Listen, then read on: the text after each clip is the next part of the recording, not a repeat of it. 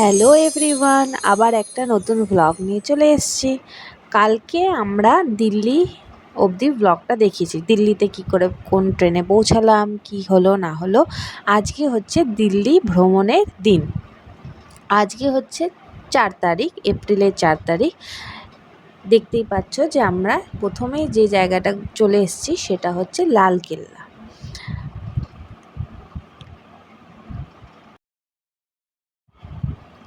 আমাদের গাড়ি যেখানে পার্ক করেছিল সেখান থেকে লালকেল্লার যে এখানে মেন যে গেটটা রয়েছে সেই পর্যন্ত হেঁটে যেতে হবে, অনেকটাই প্রায় রাস্তা। তবে টোটোর সার্ভিসও রয়েছে, সেখানে টিকিট কেটে নিয়ে টোটো করেও যাওয়া যেতে পারে, সেটায় অসুবিধা হবে না। তো আমরা টোটো আর করিনি, আমরা পাশ দিয়ে হাঁটতে হাঁটতে গেছি, কারণ আমাদের ছবিও তুলতে হবে, ছবি তোলাটা খুব ইম্পর্টেন্ট না, তাই জন্য। তো ছবি তুলতে তুলতে আমরা হাঁটতে হাঁটতে পাশ দিয়ে চলে গেলাম।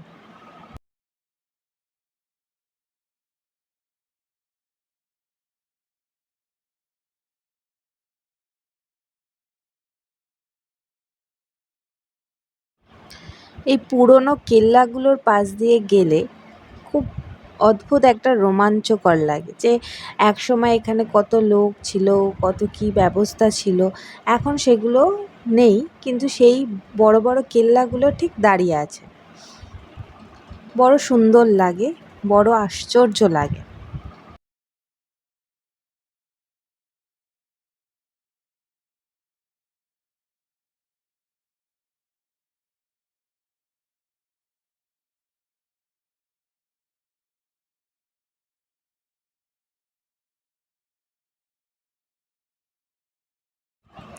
এই যে কেল্লা আর রাস্তার মাঝখানে অনেকটা জায়গা, অনেকটা গভীর জায়গা রয়েছে। মনে হয় এখানে ওই আগেকার দিনে যে দুর্গের চারপাশে জল দিয়ে ঘেরা থাকতো, বোধহয় সেরকম কোনো ব্যবস্থা ছিল। আমরা যেহেতু কোনো ট্যুর গাইড নিইনি, সেই জন্য আমরা পুরো সেই সম্পর্কে কিছু বলতে পারবো না।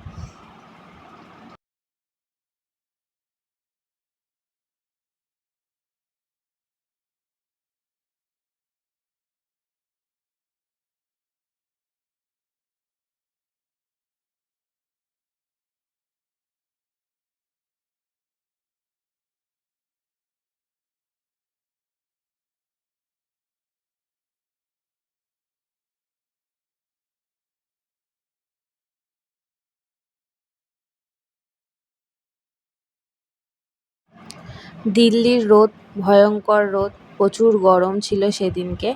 মানে আমরা প্রায় জ্বলে যাওয়ার মতো অবস্থা হয়ে গেছিলো। প্রথমে যখন সকালবেলা অতটা আর রোদ ছিল না, তো মনে হচ্ছিল না যে অত রোদ হবে, কিন্তু তারপর যখন লালকেল্লায় এসে পৌঁছাই, সে প্রচণ্ড রোদ ছিল।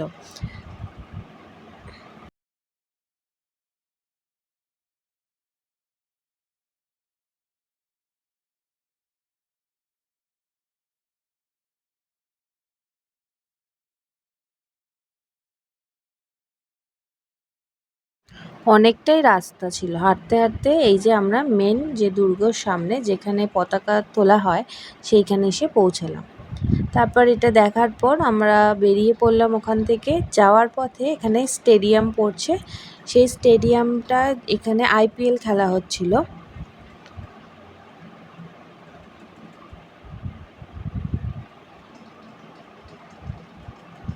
এই যে পাশ থেকেই পেট্রোল পাম্পের পিছন দিকেই স্টেডিয়ামটা অবস্থিত।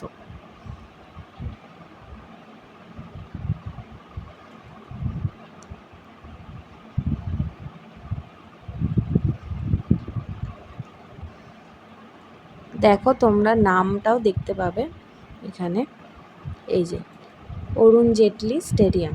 এখানে তখন খেলা হচ্ছিল বলে এই জায়গায় প্রচুর সিকিউরিটি ছিল, প্রচুর পুলিশের গাড়ি টাড়ি ছিল, আর বন্ধও ছিল বাইরে থেকে। তো আমরা যেটুকু রাস্তার ওপর থেকে দেখতে পেয়েছি।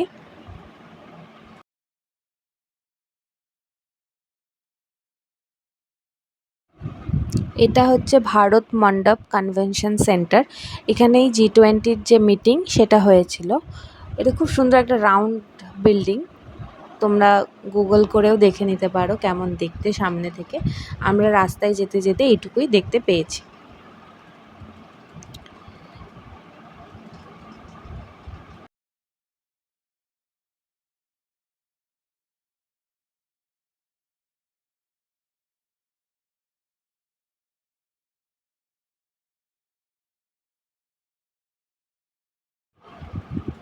এই রাস্তাটা খুব সুন্দর, একটা পশ এরিয়া, মানে খুব সুন্দর সাজানো গোছানো এই এরিয়াটা।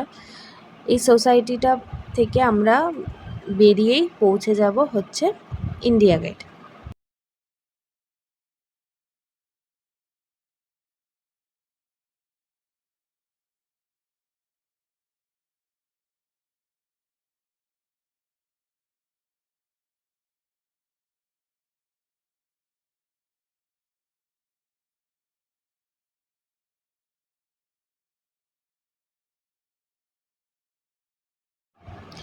এই যে ইন্ডিয়া গেটে ঢোকার মুখেই এই জায়গাটা পড়ে। এখানে জল দিয়ে খুব সুন্দর সাজানো, খুব বড় এরিয়া, মাঠ মতো করা আছে, দুদিকে ফোয়ারা চলছে, খুব সুন্দর রাস্তা, বাঁধানো রাস্তা, ফুল আছে, পরিষ্কার পরিচ্ছন্ন, খুবই সুন্দর জায়গাটা। এখান থেকে সোজা হেঁটে গেলে আমরা পৌঁছেছিলাম একটা আন্ডারগ্রাউন্ড বা আন্ডারপাস। সেই আন্ডারপাস থেকে ক্রস করেই আমরা কিন্তু উপরে যে উঠলে ওপারে মানে রাস্তাটা আমাদের আন্ডারপাসের তলা দিয়ে যাচ্ছে। আগে আমরা অনেক ছোটোবেলায় গেছিলাম আমি, তখন কিন্তু এই আন্ডারপাস ছিল না অবশ্যই, তখন আমরা রাস্তার উপর থেকেই যেতে পেরেছিলাম। কিন্তু এখন যেহেতু আন্ডারপাস হয়ে গেছে, এটা খুব সুবিধা হয়েছে যে গাড়ি ঘোড়ার ভয় নেই বা কোনো ব্যাপার নেই। তো আন্ডারপাস দিয়ে চলে গিয়ে ওই পারে আমরা ইন্ডিয়া গেট দেখতে পাবো।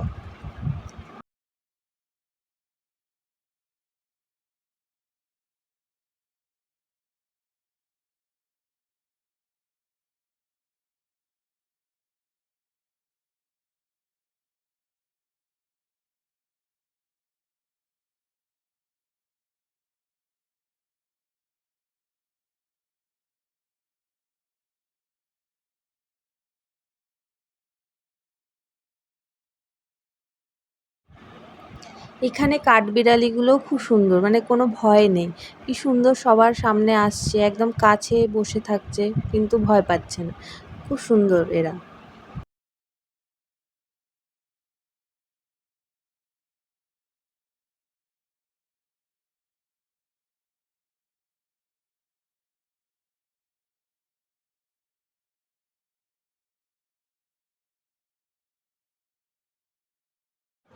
এই যে আমরা আন্ডারপাস, সেই আন্ডারপাসের ভেতর দিয়ে এগিয়ে চলছি ইন্ডিয়া গেটের দিকে।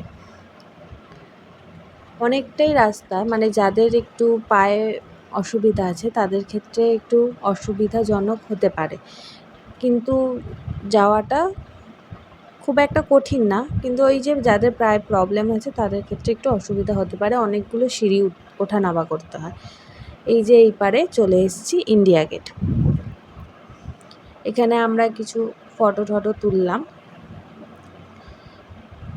প্রচণ্ড রোদ ছিল, প্রচণ্ড গরম ছিল সেদিনকে, কিন্তু তাও আমাদের ফটো তোলা, ভিডিও তোলা বন্ধ হয়নি। এই যে মূর্তিটা নেতাজির, এটা নতুন যে করা হয়েছে, এই জায়গাটা খুব সুন্দর, প্রচণ্ড সুন্দর জায়গাটা।